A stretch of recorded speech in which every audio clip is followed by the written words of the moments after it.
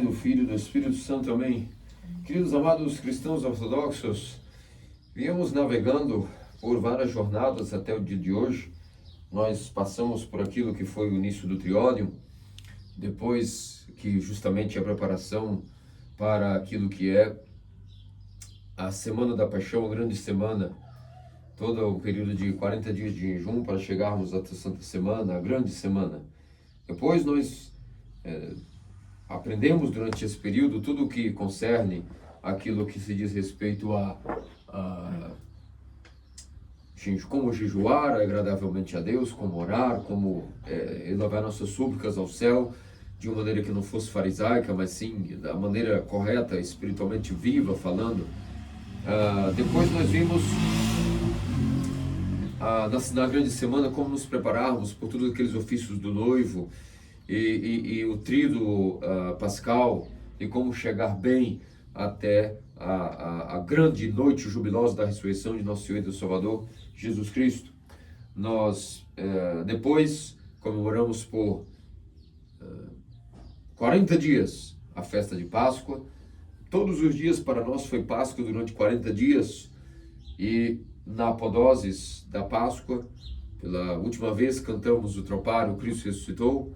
E nos preparamos, portanto, para a festa da Ascensão, onde lá comemoramos que não só Cristo havia vencido a corruptibilidade, a corrupção, a morte, a decadência, mas, inclusive, sendo Filho de Deus, nunca tendo deixado o seio do Pai, também como Filho do Homem, assentou-se à direita de Deus, ou seja, a sua divindade, toda a glória que ele sempre teve como Filho de Deus, junto com o Pai e o Espírito. Agora ele também ascendeu e sentou-se como Filho do Homem na glória de Deus Pai e do Espírito. Portanto, toda a natureza humana de Cristo foi glorificada de uma tal maneira como Deus. E em sua divindade, no trono da glória da Trindade. Depois nós passamos por mais 10 dias nos preparando para aquilo que era a festa do Pentecostes, onde tudo aquilo que Cristo cumpriu e encerrou na sua obra salvífica na Ascensão, elevando a natureza humana nele ao nível de divindade, do que nós podemos resumir na palavra deificação, mas significa cheio de glória, cheio de dons especiais que a própria divindade possui. A natureza humana de Cristo assentou-se na glória da Trindade, sendo glorificada até este ponto. Aquilo que era algo criado uniu-se de maneira inseparável com o incriado, com a glória da energia incriada. E sua natureza, seu corpo, enquanto Filho do Homem, nunca tendo deixado o ser do Pai enquanto Deus. Então ele completou a sua obra de salvação, elevando a natureza humana a um nível tal de glória igual, equivalente à Trindade. O que nós resumimos, a deificação da natureza humana ocorreu ali. E nós, depois de 10 dias, chegamos ao Pentecostes, celebramos domingo passado, onde vimos justamente que o que isso foi adquirido para toda a natureza humana como um todo, de maneira individual, cada indivíduo pode agora também usufruir desta mesma graça que o Filho do Homem tem para si. Também cada um de nós podemos adquirir individualmente na participação na graça do Espírito Santo que a igreja recebeu, ou seja, no dom do sacerdócio apostólico. O sacerdócio tem a capacidade de fabricar santos, ou seja, fabricar pessoas que podem participar individualmente, uma vez que entrarão no corpo de Cristo, pois se possuirão os mesmos dons, os mesmos atributos que o próprio Cristo possui em sua natureza humana divina, no caso, em participação da natureza humana dele. Nós que somos humanos, sendo enxertados nesse mesmo corpo, possuiremos os mesmos dons desse mesmo corpo deificado de Cristo, que está à direita do Pai, ou seja, à destra do Pai, significando a glória da divindade. Tudo que Cristo é, portanto, por sua natureza, cada um pela graça, através do Pentecostes, desse dom que a igreja recebeu de ter os mesmos atributos de Deus, principalmente a santidade acima de todos eles, a comunhão total com Deus, a união total que Cristo nunca deixou de ter com seu Pai, até na sua natureza humana participa dessa união total após a ascensão, e por isso que na ascensão ele cumpriu tudo o que ele podia fazer para a obra de nossa salvação. Não só o corpo dele agora, um corpo que estava acima de doenças, acima de corrupção, podendo transpassar lugares sem que as portas fossem abertas, como vimos durante os 40 dias que ele passou com os discípulos, alimentando a fé deles, comendo com eles, mesmo estando ressuscitado, comeu com eles, comeu peixe, comeu pão, ceiou, os ensinou, alimentou a fé deles de uma tal maneira que os preparou para depois o Pentecostes. E vimos que o corpo dele já tinha atributos diferentes. Como nossos santos padres nos explicam, Cristo comia só para mostrar que de fato era um corpo vivo, mas não que agora o metabolismo dele precisasse de comida. Se nossos santos padres até nos explicam que a comida que Cristo comia após a ressurreição era completamente consumida pelo fulgor da energia criada. Não que isso fosse necessário para que o seu metabolismo funcionasse. É um exemplo do que serão nossos corpos também, da chamada regeneração. Nossos corpos ressuscitarão e também não estaremos mais padecendo por necessidade metabólica. Nosso metabolismo será renovado por aquilo que é o fluxo da operação da imortalidade, acima da corrupção. Nossos desejos, nossas paixões como um todo, inclusive a fome, não existirão mais, não é? Porque seremos saciados pelo fluxo do fruto da árvore da vida, o fluxo do amor de Deus. Então, vimos que não só isso Cristo deu ao seu corpo, mas ele cumpre a sua obra salvífica, adicionando a todos esses atributos do seu corpo, aquilo que é a deificação de sua natureza humana, a glorificação total da sua natureza humana, enquanto homem, enquanto filho do homem, na mesma glória, no mesmo patamar de glória e de graça que o Pai e o Espírito, e que ele, como Filho de Deus, sempre teve. Por isso que agora quem vai participar do Pentecostes, que foi o envio da graça do Espírito Santo à igreja, de tal maneira que recebendo vários dons, e o maior deles o sacerdócio, tudo que Cristo tem agora no corpo dele, inclusive a deificação, individualmente cada ser humano, sem participar deste Pentecostes, ou seja, se entrar e participar dos mistérios da igreja, que são ministrados pelos ministros, os padres, os bispos, cada indivíduo agora poderá ter os mesmos atributos, as mesmas qualidades e características que Cristo tem e que ele assentou, inclusive, sua natureza humana no trono da divindade. A natureza humana, de maneira genérica, possui agora esse atributo, mas individualmente, cada um pode entrar e participar deste corpo, possuindo os mesmos atributos deste corpo, através do batismo dentro da igreja ortodoxa e não nenhum outro, porque não existe graça fora da igreja, e depois que ali entrar, continuar comungando esse mesmo corpo, que não tem diferença entre o corpo deificado, que está sentado à direita da divindade do Pai, como o corpo que nós entramos no batismo, como o corpo que nós comemos, com o sangue que nós bebemos, toda a Eucaristia. E assim, cada indivíduo, individualmente, pode vir a participar e ser aquilo que Cristo é por natureza, nós podemos ser agora por graça. Significa, portanto, meus amados cristãos ortodoxos, que hoje a culminação de todo o chamado Pentecostarion, esse período litúrgico, o livro que nos mostra exatamente o período entre o domingo de Páscoa e exatamente o encerramento, hoje encerra-se, tecnicamente falando, hoje é o último domingo que nós estaremos ali, ainda no clima do Pentecostarion. A partir de amanhã, aí iniciamos o ciclo das Semanas de São Mateus, para depois entrarmos nas Semanas de São Lucas e assim o ano vai girando. Mas hoje encerra-se o ciclo do Pentecostarion, é o culminar de tudo que nós vimos trabalhando desde a Grande Quaresma, quando iniciamos, até justamente aquilo que foi a passagem que eu vos descrevi aqui brevemente, desde Páscoa, Ascensão, Pentecostes e hoje, o Domingo de Todos os Santos. Aqui sim é o que interessa toda a nossa vida. Todos nós sabemos que nossos cabelos ficarão brancos, nossos cabelos vão começar a cair, nossos músculos perderão a tonificação, nosso poder sexual e nossa força sexual também vai diminuindo, todos nós vamos perdendo a capacidade reprodutiva, vamos deixando de ser úteis até para isso, até para reproduzir, a gente vai ficando inútil. Nós vamos ficando no ciclo da chamada senitude, nós vamos oxidando todo o ciclo da ninhez, da infância, da adolescência, da idade adulta, de trabalho, de produção, depois o ciclo final, a senitude. E nós, como o ramo que nasce, floresce, como nós cantamos agora na antífona, como a flor do campo assim floresce, depois murcha, não é? Assim também somos nós passageiros nessa terra, e já diz o Salmo.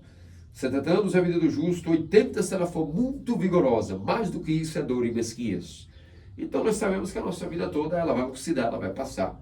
Mas aqui começa a culminar de toda esse plano salvífico que nós estamos fazendo aqui. Por que é que nós saímos do domingo da nossa casa, viemos aqui domingo, mesmo cansados, sempre enfrentamos nossas dificuldades, os obstáculos e tentamos, nos arrastamos, por assim dizer, para tentar fazer algo. O que é esse algo? O que importa de verdade? O que é o papel de uma igreja? O que é o papel da igreja? O que é o diferencial distintivo? Você olha ali e vê que existe uma distinção entre o mundo e o que nós chamamos igreja. Uma distinção clara, como se fossem dois países, duas nações distintas, dois cosmos que não se misturam. Isso significa que de lá nós temos o mundo, onde jaz a corrupção, a morte, as paixões reinam, tudo é uma influência, segundo o fluxo do que nós chamamos mundo. Por isso nós chamamos mundo, cosmos, no sentido desfigurado, deformado, chamado mundo, nesse sentido de definição de mundo. E do outro lado nós temos a igreja. Na igreja tudo é belo, tudo é graça, tudo é salvação. Do que sentido? O que significa isso? O que nós vamos à igreja? O que nós levantamos domingo? Que sentido tem em jejuar? Que sentido tem agora em fazer alguma coisa que nós estamos fazendo aqui, que chamamos participar da igreja? O que é isso? É o culminado do domingo de hoje, o domingo de todos os santos. O produto do Pentecostes é fabricar santos. Mesmo no mundo caído, todos aqueles que individualmente participarem de tudo isso que eu expliquei resumidamente, da participação individual do batismo de nosso Senhor Jesus Cristo, participa de sua morte e ressurreição. A corrupção não tem mais poder sobre ele. Primeiro em sua alma, e depois, quando for o dia da regeneração, ele também receberá um corpo conformado à sua alma, que já está ressuscitada pelo batismo. E esta alma morreu e ressuscitou com Cristo. Logo, também o seu corpo terá os mesmos atributos de sua alma, se ele cumprir todos os mandamentos após o batismo. Depois, não só isso, o resultado de toda a vida dentro desse corpo que é deificado, será que a participação dessas energias fará com que também nós sejamos deificados, como a festa da Ascensão nos explicou. A mesma glória que a natureza do Filho do Homem está agora deificada enquanto Filho de Deus, nós também, filhos de Adão, passaremos gradativamente a termos não mais atributos de filhos de Adão, que é a morte, a caducidade, os pelos brancos, a oxidação dos músculos, a perda da capacidade reprodutiva, até da memória, por assim dizer. Que lástima, não é? Que tragédia, não é? Despencamos do abismo, nos espafetamos diante daquilo que é o chão duro do mundo caído. Caímos do paraíso. Nos espatifamos de verdade. E o resultado disso é corrupção, é caos, é doenças, é enfermidade, por não se dizer o poder da morte, sempre visitando a natureza humana. Mas agora, se nós estamos com o dom do Pentecostes, nós temos os sacerdócios, temos os mistérios, basta participar deles. Participando deles, entramos nesse corpo. Esse corpo tem atributos, esse corpo chama-se igreja, tem atributos divinos. Primeiramente, a incorruptibilidade da alma, que vai garantir futuramente a incorruptibilidade do corpo, que vai nos garantir já nesta vida aquilo que é a participação total da graça de Deus, que nos produzirá um dom chamado a santidade. É aqui que o objetivo de toda igreja local, que é, sendo católica, não há distinção de toda a igreja de Cristo, porque toda igreja local é católica, e sendo católica não é um pedacinho do corpo de Cristo. Onde há um bispo, toda a igreja está nele, com ele, e por isso toda igreja local não é como se fosse um mosaico de partes que se unem para formar um corpo. Isso é falso. Isso é o ecumenismo que vai pregando isso aí, essa teoria das igrejas mundiais. As igrejas locais não são partes da igreja de Cristo. Toda igreja local é por isso dita católica. E por ser católica, todo o corpo de Cristo está nela. Não há como se separar em partes. O corpo de Cristo não se divide. Um pedacinho da comunhão não é um pedaço do corpo de Cristo, é o Cristo todo, é Cristo vivo. Cada vez que você recebe uma partícula, não é um pedacinho do corpo de Cristo como se ele tirasse. Negativo, é todo o Cristo se dá, porque o corpo de Cristo não se divide. Ele é indivisível. E assim é a nossa igreja. Ela não se divide em partes ao redor do mundo. Todo altar, toda capela, toda caverna que haja celebração eucarística, ali está toda a igreja, todo o corpo de Cristo. E a participação dele produz santos. É aqui a prova de que as palavras de Cristo ao longo do Evangelho e dos profetas não eram conversa fiada nem palavras vazias. Nós olhamos os nossos ícones, estamos nesse domingo de Todos os Santos, mais uma vez. E é muito emocionante saber que pessoas com a mesma natureza nossa, as mesmas paixões, a mesma carne, o mesmo osso, o mesmo sangue, todos filhos do mesmo pai Adão, da mesma mãe Eva, o mesmo genoma, com várias combinações diferentes, é verdade, vários genes e cromossomos misturados, mas é o mesmo pai, é a mesma mãe, é a mesma raiz, que infelizmente ficou podre. E por isso todos os filhos nascem com uma herança podre, uma corrupção, uma enfermidade que vai oxidar, inevitavelmente, vai morrer. Mas mesmo assim, depois do Pentecostes, nós vimos um fenômeno.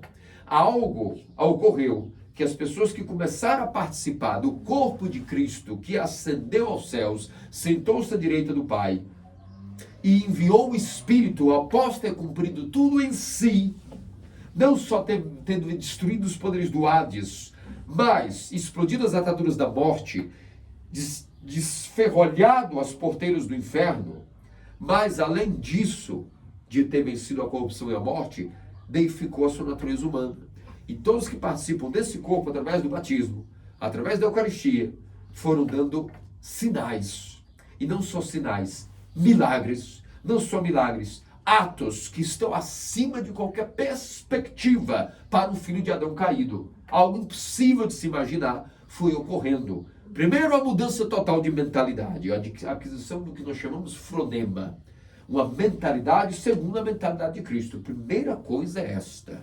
Não pensavam mais segundo o raciocínio de Adão, mas o raciocínio de Cristo. E pensar com a mentalidade de Cristo é a primeira coisa que vai ocorrer em nós quando nós vamos mudando de mente. E mudar de mente tem um nome em português chamado arrependimento. Mudança de mente.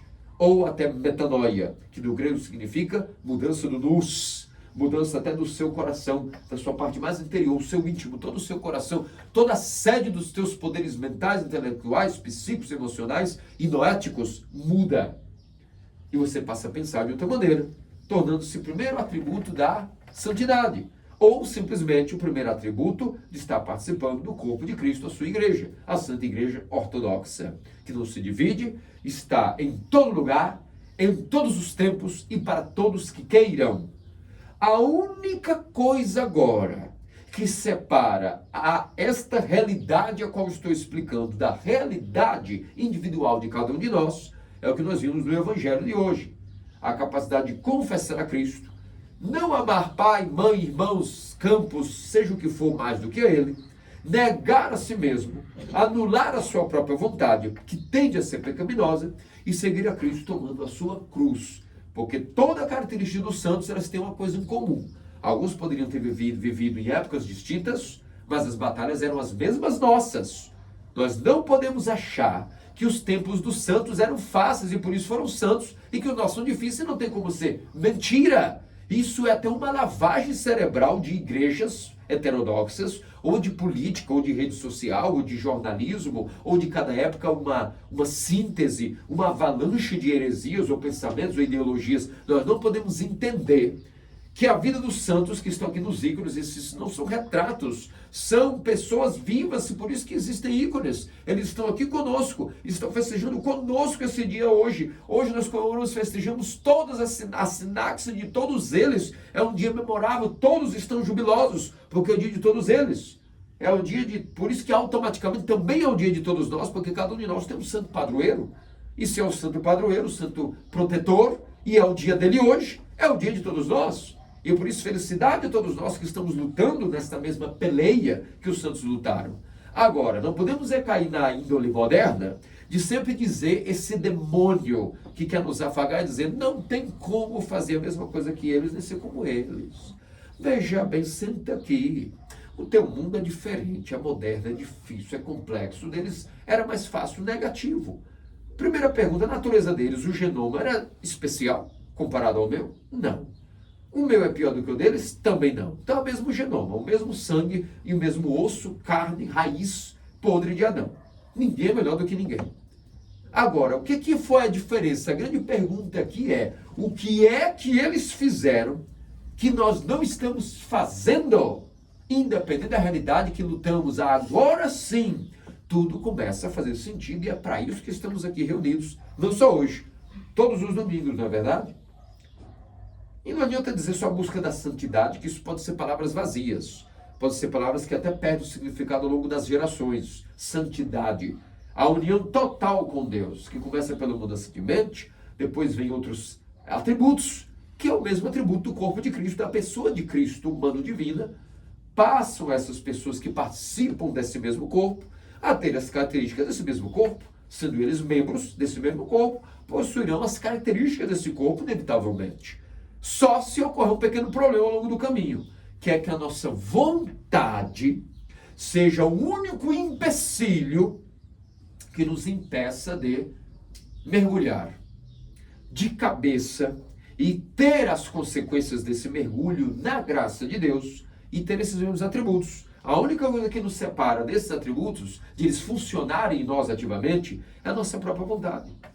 Não há nada para um batizado que impeça que a graça que borbulhou e foi para as profundezas do seu ser, com o tempo, com o asceticismo, com o cumprimento dos mandamentos, com o jejum, com a oração, com a participação da Eucaristia, todo esse batismo que entrou nele pode desabrochar, pode vir borbulhando num cano que vemos que vai sair do ar, e conforme sai, vem aquele barulho borbulhando, a graça do Espírito Santo, que é fonte que jorra para a vida eterna, ela vem tirando o ar, que são as paixões da nossa vontade, ela vem vindo, e de repente escutamos. E quando escutamos, significa que estamos em total verificação tangível de que a graça de Deus atua em nós, atua na igreja. E isso é a vida normal para qualquer batizado. Deveria ser a vida normal. A única coisa que nos impede de ter essas características, como todos esses maravilhosos irmãos e irmãs em Cristo, os santos que nós comemoramos, que estão aqui, todos vivos, essa igreja toda decorada, com essas cores, a veste, a túnica de Cristo que foi rasgada e jogada fora na época do iconoclasmo, que foram a perseguição dos ícones, a igreja ficou nua, como nós cantamos e vimos naquele domingo do triunfo da ortodoxia. Hoje, graças a Deus, nós temos a capacidade de celebrar o domingo de todos os santos com os ícones. Mas imagine que durante 80 anos, e depois mais um pouquinho, a igreja celebrou esse domingo sem ícones. Veja como o demônio odeia imprimir que o ser humano possa entender que é possível. Não só possível, foi verificado ao longo de vários séculos diferentes características de santos, mulheres, crianças, pessoas completamente indefesas para o comum de vencer o mundo. E com as mesmas paixões, com os mesmos defeitos, repito, com as mesmas dificuldades e demônios que nós temos e enfrentamos no século XXI. Com a mesma natureza, o mesmo osso, a mesma carne, o mesmo sangue, a mesma mente, o mesmo pai, a mesma mãe, mas conseguiram aprender algum detalhe, alguma coisinha e eles fizeram. Que sim, nós dizemos em última instância o cumprimento dos mandamentos, a negação da sua própria vontade, para poder adquirir dentro deles a negação da sua vontade, para fazer a vontade de Deus. Não amando mais nem pai, nem mãe, nem filhos mais do que a Deus. Demonstrando isso através de uma confissão. Viram que no primeiro trecho do Evangelho de hoje, Quem não me confessar diante dos homens, tampouco eu o confessarei diante do meu Pai. Mas quem me confessar diante dos homens, eu também darei testemunho dele diante de meu Pai. Significa que é necessário para a santidade, para o funcionamento da graça, ao menos nós ganhamos de graça o batismo. Em reciprocidade, ao menos, é uma coisa até óbvia, que nós confessemos esse amor. Pode um casal dizer que se ama, se ama, se ama, fica naquelas palavras vazias, mas na hora que nós vemos no dia a dia, um não dá testemunho do outro. Então não é uma relação legítima. Tudo isso ficou nas palavras. Então a única coisa que Deus nos pede é que confessemos a Cristo diante dos homens. E como é que nós fazemos isso? Através do cumprimento, esforçando-se dos mandamentos, do ciclo da igreja, da participação primeiro, da Eucaristia, como acima de qualquer coisa, que vai ativando novamente a graça do batismo e nos remodelando ao estado daquele dia que nós saímos da pia batismal e até gradativamente liberando mais e mais graça. Só que para isso também tem a confissão, e a confissão vai anulando o poder das paixões. Confessamos uma vez, duas vezes, 1000 vezes, 10 milhões de vezes o mesmo pecado, ele vai perdendo força. Então os demônios vão perdendo a coragem, que são covardes, de nos dar mesmo logismoi, o mesmo pensamento incisivo. E essas paixões vão sendo diluídas no meio de tanta graça que nos empodera. E aí foi esse o caminho que todos os santos fizeram, mas é o caminho de todos nós. De todo cristão ortodoxo, não é uma coisa exclusiva para pessoas especiais. Muita gente, quando chega na igreja ortodoxa, detentados de mística, acha que o que eu vou fazer com a minha vida? A minha vida tem que ser especial para que eu não caia no ser humano comum. Como assim? Existe ser humano comum ou ser humano especial? Não. A dona de casa, por que não foi para o Monte Athos, ou não foi para um pilar, ficar 24 horas em pé, não está sendo deificada? Ela está impedida da mesma identificação do São Serafim, só porque não está sendo famosa, porque não está fazendo façanhas visíveis aos olhos do mundo, não está sendo célebre? Não. Alguns dos santos, uma pequena parte deles, por algum motivo, Deus quis colocá-los como célebres, só para que nós hoje olhemos esses que são famosos e reconhecidos, mas existem infinitos, eu vos garanto que existem muitos mais, uma porcentagem muito maior e significante, de santos que talvez são tão maiores do que esses que lemos as biografias, mas como eram maiores que esses, pediram a Deus o segredo de suas biografias. Deus conhece, está bom demais, e não são conhecidos. E são muito mais famosos que esse para Deus, para os anjos, para eles mesmos. Quem saberá? A santidade não pode ser medida dessa maneira que nós queremos medir de maneira mecânica. A santidade é algo que é individual, é um caminho entre nós e Deus, através da participação nos mistérios do Pentecostes, como eu já vos disse, de tal maneira que cada um de nós tem que sempre se perguntar o que é que eu posso melhorar em cada mandamento, em cada confissão, em cada pensamento. Para isso temos um pai espiritual, temos a igreja, temos a biografia desses santos que nos inspira. Às vezes não sabemos como resolver um impasse na nossa vida. Lemos a biografia do santo, lemos, olha, aquele lá passou por algo semelhante. Vou tentar, humildemente, fazer isso na minha situação. E vamos assim, temos uma vida inteira. Mas a verdade é que é totalmente possível. Se não fosse possível, nós nem poderíamos estar aqui. O que nós estaríamos fazendo aqui? Se não acreditássemos que isso é possível ser realizado em nós, que a aquisição da santidade não só é algo possível, como é a única coisa que nós estamos fazendo aqui. Uma igreja que não produz santos não é uma igreja. Porque toda igreja com Pentecostes, o papel número 1 dela agora é produzir santos. E é por isso que nós chegamos ao pináculo, ao culminar de todo esse ciclo do Pentecostarion, vindo da grande quaresma, com hoje o domingo de todos os santos. Cada um de nós só está aqui para ser santo. Todos nós. Não há outra maneira de querer viver. Porque se nós inventarmos outra maneira de viver, Deus vai nos permitir.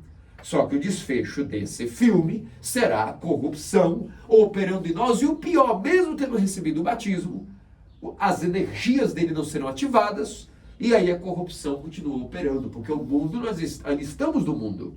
E se nós não vivemos a vida da igreja, vivemos a vida do mundo, mesmo tendo o batismo ficará ofuscado. Como se fosse uma chama que não apaga totalmente, mas nós permitimos muita cinza ser jogada em cima. Ela não apaga totalmente porque ela é muito forte, ela é poderosíssima. Ela nunca se apagará, a graça do batismo. Mas ela também deixa de brilhar, deixa de queimar, deixa de ter o seu fulgor, se nós não removemos essas cinzas que são as paixões, em uma só palavra, o fluxo do mundo. Inevitavelmente nós temos essa luta. Não tem manual, não tem magia, não tem milagre. Todos nós vamos ter que vencer o mundo.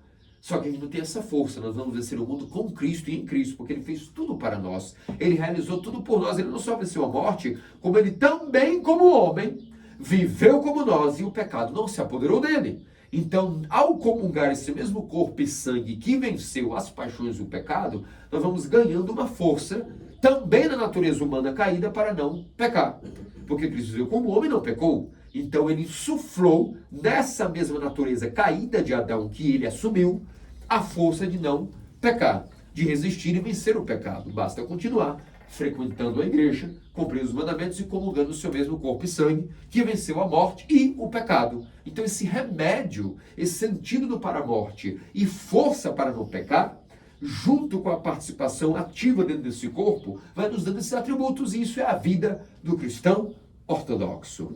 Eu me lembro que uma vez li um artigo, há uns 10 anos atrás, de que um protestante havia chegado em Jerusalém, ficou deslumbradíssimo com a arquitetura daqueles templos, viu que a maioria dos templos pertenciam à característica da igreja ortodoxa, na Terra Santa, a igreja do Santo Sepulcro, a igreja de Belém, as igrejas de Éfeso, de Pátimos. Ele percebeu que ali a presença da igreja ortodoxa era muito grande.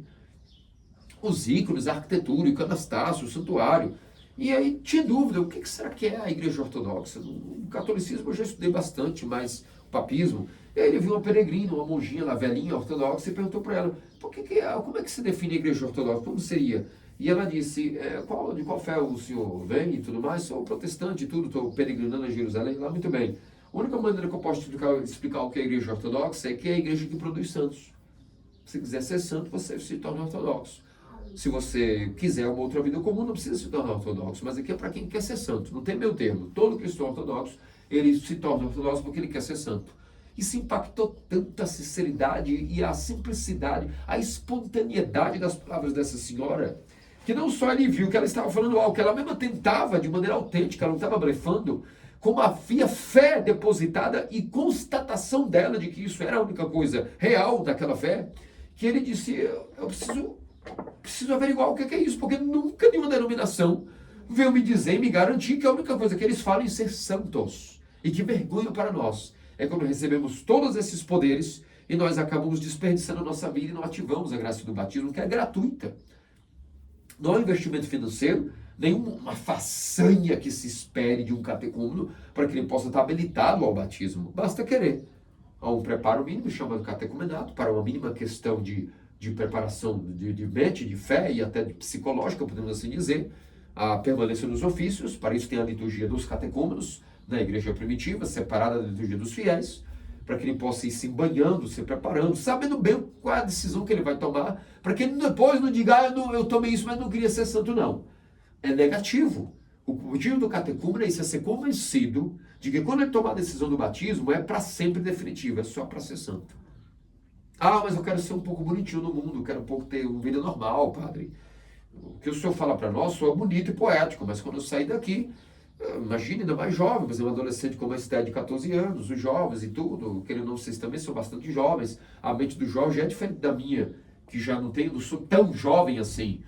A gente já tem outras aspirações, não tem as mesmas convicções que os jovens. A nossa mente a cada década vai mudando muito.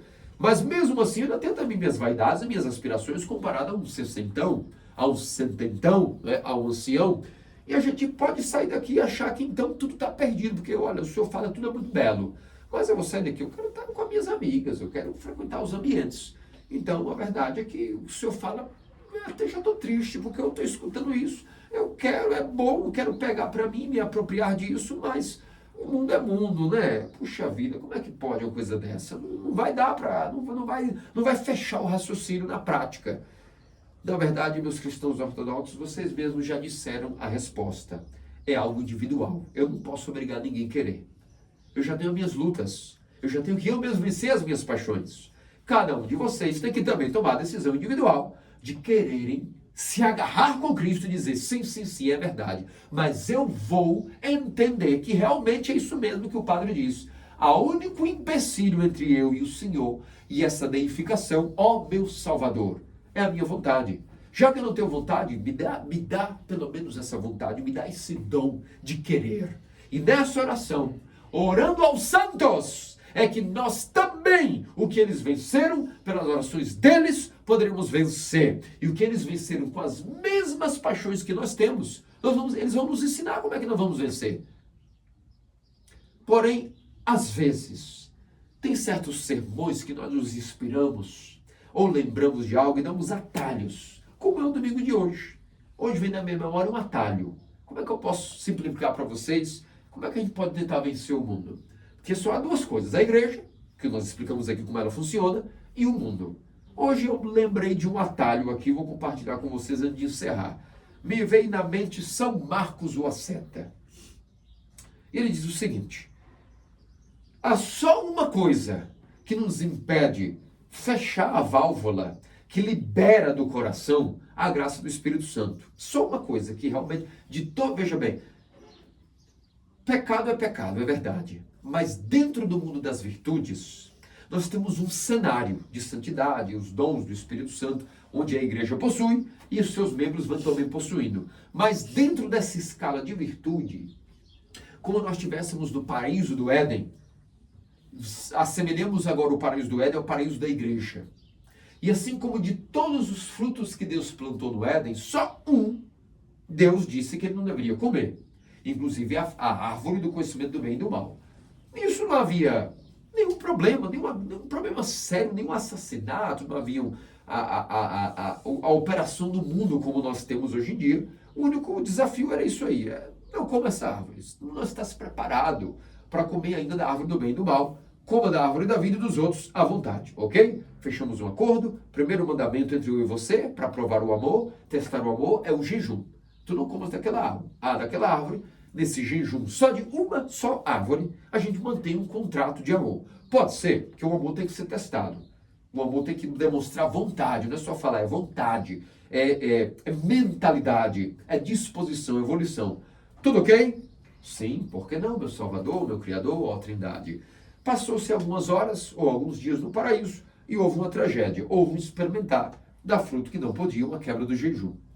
São Marcos o asceta nos diz que após estarmos no Éden, no paraíso das virtudes, que é a igreja ortodoxa, o reino dos céus, há um pequeno só probleminha nesse paraíso de virtudes, que é a igreja, que nós não podemos cometer, senão toda a graça do batismo não é ativada, ela é obscurecida, ela é obstruída. Esse problema, chama-se São Marcos, é comer de novo a árvore do conhecimento do bem e do mal. O que é isso? O que significa comer na nossa realidade atual a árvore do conhecimento do bem e do mal? É a curiosidade vã e doentia de olhar para o irmão e julgar se ele é bom ou se ele é mau.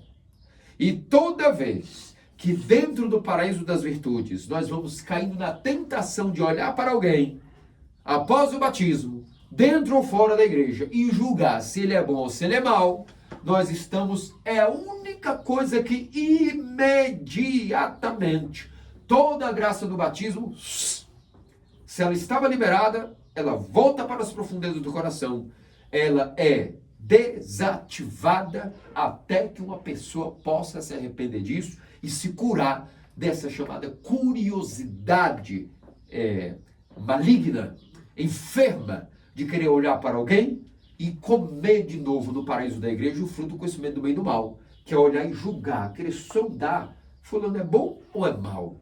Nisso toda a graça do batismo vai para o beleléu.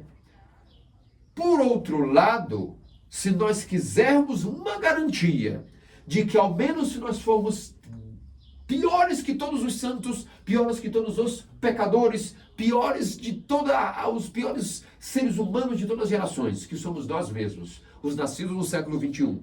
Mas há um atalho, às vezes, que os santos nos deixam, como se fosse um atalho para a santidade, que é dizer, se eu me dedicar pelo menos, com todas as minhas paixões de luxúria, de ganância, de vaidade, de lascívia, de preguiça, de tudo isso, de não cumprir nenhum mandamento, mas se eu me dedicar a ao menos ser severo comigo mesmo, em não comer da árvore do conhecimento do bem e do mal, em não ficar julgando se o meu irmão é bom ou mal, e nisso eu vou dizer uma regra para mim: chega!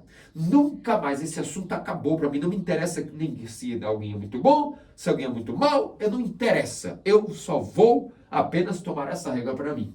Há uma garantia de São Marcos de Éfeso, que não comendo desse fruto do bem e do mal, não há problema. Porque o único mandamento foi esse: não comas desse fruto e viverás, ou comas desse fruto e morrerás.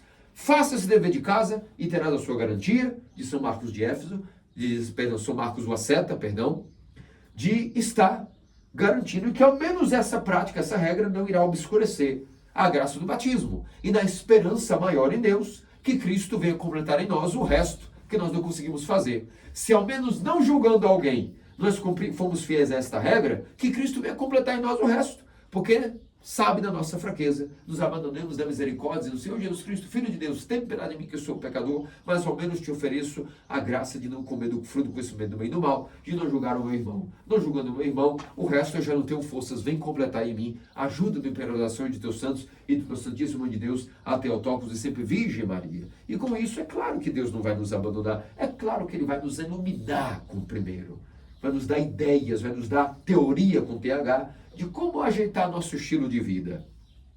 Tem alguma dúvida? E temos os padres para consultar, para eles nos ajudarem. E ao longo dos anos vamos eliminando o que é o fluxo do mundo. O que o mundo vai tentando nos visitar, colocar as suas paixões. Agora, uma pequena pergunta. Por que será que essa curiosidade maligna é a única coisa que Deus utiliza a contrafavor nosso e obscurece a graça do batismo? Por que isso Ele não perdoa?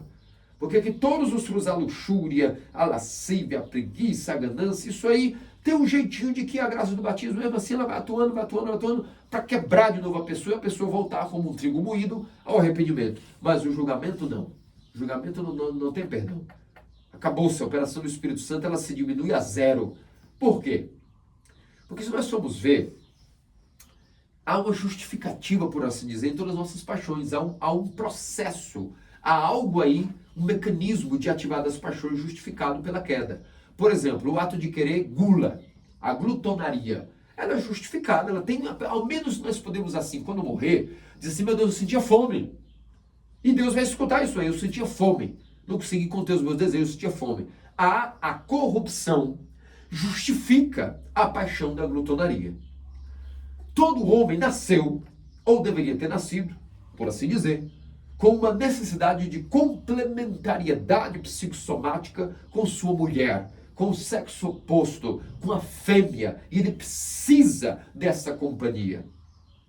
Logo, quando for cobrado: por que cometeste luxúria? E será dito: eu gosto de mulher, eu nasci assim, não consegui me conter, tem piedade de mim que sou pecador. Há uma justificativa.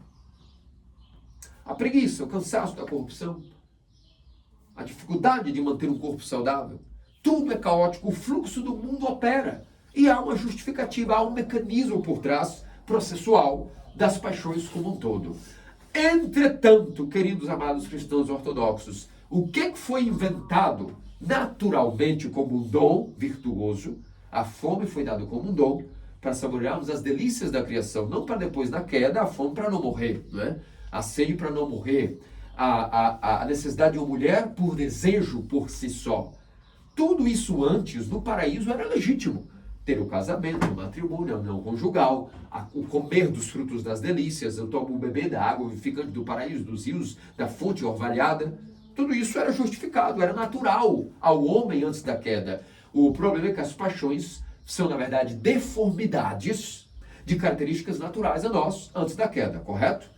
Gostar de uma mulher, gostar de um homem, normal antes da queda. Depois isso foi deformado em luxúria, em desejo implacável sexual. Comer, existia a capacidade de comer, muito diferente do que nós conhecemos hoje, isso é verdade, mas existia o dom da comida, vamos assim dizer, da bebida no paraíso. Mas, acaso, o que nós vamos dizer para o Criador, para nosso Deus e Salvador, quando dissermos o seguinte: eu julguei o meu irmão, tanto se era bom como se era mal. Originalmente, isso já não é uma paixão que é deformidade de nada. Ela é algo tão obscuro que é algo que nós criamos, mesmo no jardim do Éden, como também não é da igreja, não há nada, não há nenhuma necessidade que eu possa dizer, não, eu precisava, veja bem, no meu organismo, na minha mente, segundo a minha infância, segundo os meus traumas, segundo o meu desejo, eu precisei julgar o irmão e a irmã para você resolver. Não existirá justificativa. Isso não é deformação de uma virtude, de uma necessidade que deformada virou uma paixão e o fluxo do mundo em nós operando as ditas paixões. Negativo.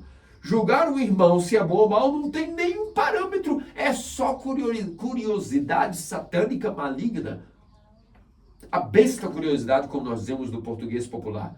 Uma curiosidade besta, de querer sondar o que você não deveria sondar, o que não deveria comer. Coma dos outros frutos, viva as outras coisas da igreja, viva as outras coisas de tua vida, menos julgue o teu irmão. Entenderam o atalho? Entenderam qual é a única coisa que pode nos impedir da santidade? Mas talvez, se nos agarrarmos com isso, pode ser a única coisa que garanta a nossa santidade diante de nossas terríveis paixões e limitações que nos distanciam da graça do Espírito Santo, pobres pecadores que somos.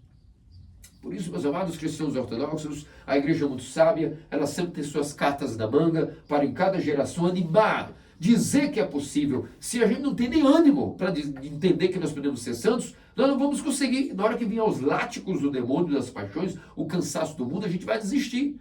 Portanto, raciocinemos bem, nos dediquemos a entender o que é a santidade, como ela é possível, e não vamos deixar de vigiar nesta guerra. Um segundo achando que estamos descansando é morte, porque os demônios não dormem, não precisam trabalhar para comer, eles não precisam ter necessidades, o único objetivo deles é nos impedir de sermos santos. Então, orai e vigiai, como diz o apóstolo Pedro, porque o demônio é como um leão, que vive rondando e rugindo, esperando a oportunidade para nos devorar. Por isso, vigilância, atenção, parabéns a vocês que lutam para vir aos domingos, às vigílias, que tentam fazer os jejuns, cada um segundo a sua capacidade, que fazem a sua reunião de oração conforme a sua capacidade, que beijam os ícones desesperadamente conforme a sua capacidade. E nisso, gradativamente, de degrau em degrau, de graça em graça, seguindo o passo dos santos, certamente Deus, vendo que nós nos esforçamos a não julgar ninguém, nos completará aquilo que está faltando, como Ele mesmo prometeu.